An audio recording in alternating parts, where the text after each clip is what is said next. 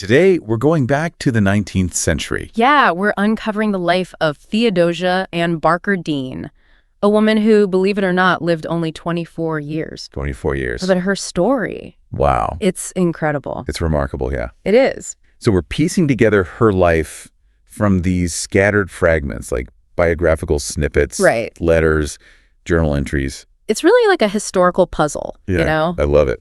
Okay, so Theodosia's story starts in England, 1819. Okay. Her dad, now get this, is a renowned scholar. Oh, I like it already. I know.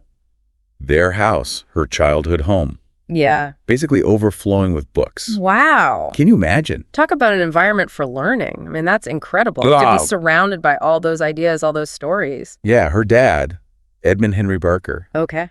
he was passionate about cultivating young minds. It sounds like he really instilled a love of learning in her from a very young age. Absolutely. Like he emphasized questioning, analyzing, really engaging with the world. And you can see how that approach shaped Theodosia's life, right? This curiosity, this drive to delve deeper into things. Oh, absolutely.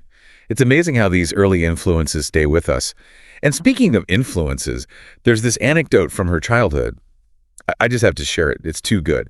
So picture this. It's a Sunday, and instead of, playing with toys like a normal kid, Yeah. Theodosia chooses to spend her day, get this, engrossed in serious books. Wow, even back then she had that thirst for knowledge, that pull towards something bigger. It's like she was drawn to something beyond the everyday, even as a young girl. It really makes you think about how early these inclinations can show themselves, these hints of a person's true calling. It's pretty remarkable, right? Mm. But this quiet little bookworm, well, she was about to embark on a journey that was anything but ordinary. I can't wait to hear about this. So she flourishes at boarding school, picks up languages like it's nothing, excels in all her studies. I mean, talk about driven. This woman was on a mission, but I'm curious, all this intensity, this drive to excel, did it take a toll? It makes you wonder. That's such an interesting point. There's definitely a recurring theme throughout her life, this tension between her incredible mind Right. and her, well, what some might call a delicate physical constitution. It's almost like she was burning the candle at both ends, pushing herself to the limit, even when her body was telling her to slow down. It's like she almost knew she had a limited time, so she had to pack it all in. But hold on, because at just 17 years old, Wow. this young woman sets her sights on becoming a missionary in China. China. That's not exactly a walk in the park even now, let alone back then. No, not at all. And this wasn't just a whim, like, oh, I'm young, I'll travel the world. She was appointed by the Society for the Promotion of Female Education in the East. Wow, an organization dedicated to bringing education to a completely different part of the world. That's huge. Exactly. It speaks volumes about Theodosia's commitment, her dedication to a cause. Absolutely. So she's 17, she's made this huge decision. What did her family think? I mean, I can only imagine. I know, right? It must have been a lot for them to process. Right, a world away, back in a time when communication was so limited. Exactly. And remember what we said about her health. That's true. They must have been worried, so... There were definitely some mixed emotions from her loved ones. Yeah. I mean, of course, they were proud of her, but... But also concerned, naturally. It was a dangerous undertaking. Right, they questioned if she was really up for such a demanding path. It's easy to understand their apprehension. They loved her, they wanted to protect her. Absolutely. But Theodosia, even at 17, had an inner strength that was remarkable. Really? I mean, she faced their doubts head on, Wow. argued her case with such maturity. It was clear this wasn't just a youthful whim, this was a calling. It's like that fire in her soul, that sense of purpose, it just couldn't be ignored. And you can just feel that determination, that sense of purpose in her journal entries from the voyage to Asia. I bet. What an experience, right? It's 1837, she boards a ship, Wow. knowing it'll be months at sea. Months before even setting foot Months. on land again. Exactly, and even longer before she could, send a letter, get news back home. It's unimaginable today, isn't it? That level of, well, commitment, I guess. Right, to say goodbye to everything you know, face the unknown like that. It really makes you think. But as if that journey wasn't enough, there's a twist. Oh. She gets to Macau, Macau, okay. this bustling port city. Right, I've heard of it, yeah. And she meets Reverend William Dean. Reverend Dean, okay, and... It's more than just missionary work they connect over, let's just say that. Oh, okay, so this is where the love story comes in. A whirlwind romance. in a far-off land, no less. Like something out of a book. And it leads to a pretty major life change. Because within weeks, they're married. Wow, from solo missionary to, well, a life partner, that's a big shift. Talk about a detour. Though I guess those unexpected turns often lead to, well, To where you're supposed to be. Yeah, I get that. But love aside, what was missionary life actually like for them in 19th century Asia, I mean? Not exactly a walk in the park, that's for sure. I can imagine. Theodosia's journals, they give us this really vivid picture. Oh, interesting. The cultural barriers. Yeah, that'd be huge. Learning new languages. Right. Essential, but not easy. And then on top of that, trying to, stay true to their own faith while also sharing it with others. It's a lot to balance. We often romanticize being a missionary, but the reality... Yeah, the reality was probably very, very different. Challenging, to say the least. Absolutely.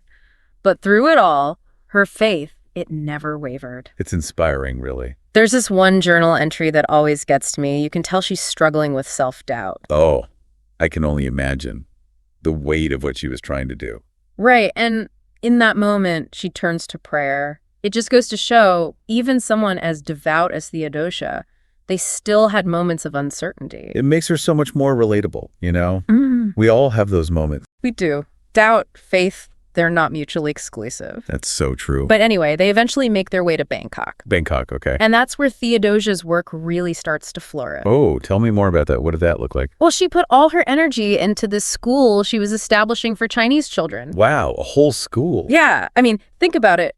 Immersing herself in this new culture, learning the language. Right, and then figuring out how to actually teach. Exactly. And not just teach, but connect with these students, earn their trust. It couldn't have been easy. Especially back then, as a woman.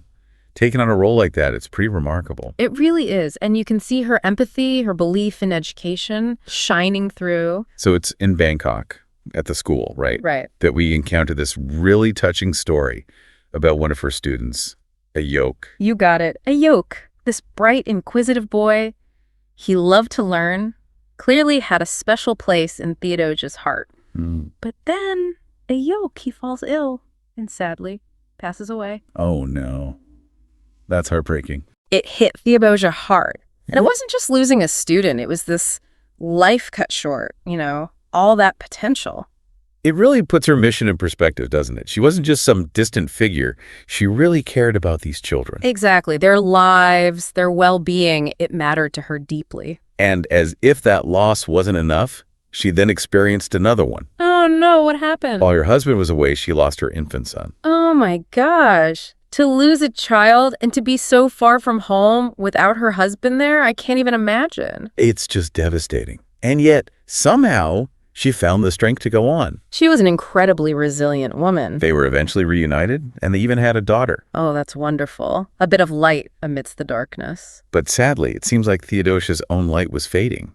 What do you mean? Well, despite those moments of joy, her health, it continued to deteriorate. Yeah, it's hard to believe that someone who lived so fully could be gone so young. It really makes you think about how precious time is. And even though her life was short, Theodosia's story, it still resonates today. Why do you think that is? What makes her life so fascinating, even now? That's a good question.